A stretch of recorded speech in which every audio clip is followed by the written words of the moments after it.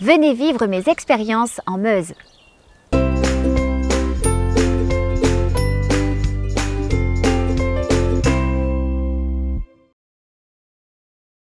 Ce matin, je suis au verger de la Côte-Marion où l'on y trouve l'or jaune de la région. Alors à votre avis, qu'est-ce qu'on peut cueillir à cette saison? Ah, je pense que vous avez une petite idée. Et oui, la succulente Mirabelle de Lorraine. C'est trop bon. Suivez-moi.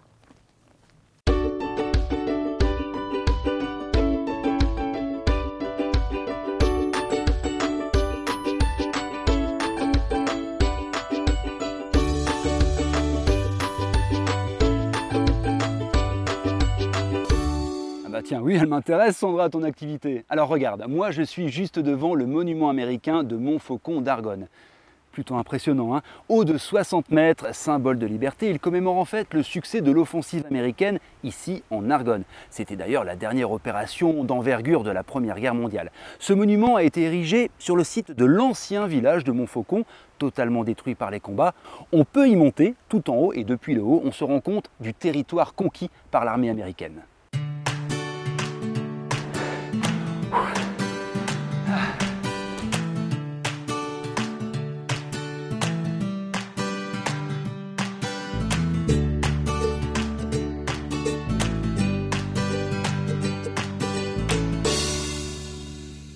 Et là, tu vois, je termine mon parcours de mémoire au cimetière américain de Romagne sous Montfaucon. Pour faire simple, c'est le plus grand d'Europe.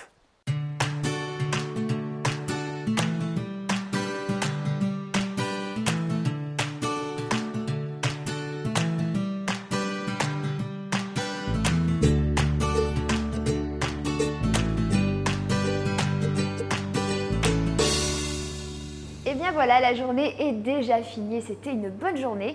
3/4 de la production de Mirabelle est faite ici en Lorraine et cette saison promet une belle récolte. Au fait, est-ce que vous savez comment on fait pour reconnaître une Mirabelle bien mûre, mis à part sa fine couche et ses taches de rousseur?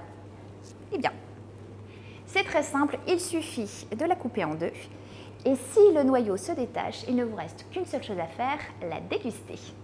Et ici, au verger de la Côte-Marion, on peut la retrouver en jus, en sirop, en confiture, en compote ou bien nature. Et si par hasard vous n'aimez pas la Mirabelle, c'est pas grave, il y a d'autres fruits et d'autres produits régionaux que vous pourrez retrouver au fur et à mesure des récoltes sur le site internet du verger de la Côte-Marion. Alors Xavier, ça te tente ? Ah bah Sandra, une invitation, ça se refuse pas. Alors de mon côté, j'ai encore appris plein de choses sur la nature, l'architecture et l'histoire. D'ailleurs, si vous voulez faire des découvertes, je vous conseille fortement les forêts de l'histoire. Ce sont des randonnées guidées, organisées tout au long de l'année pour justement redécouvrir l'histoire, on va dire, hors des sentiers battus. Et c'est absolument génial.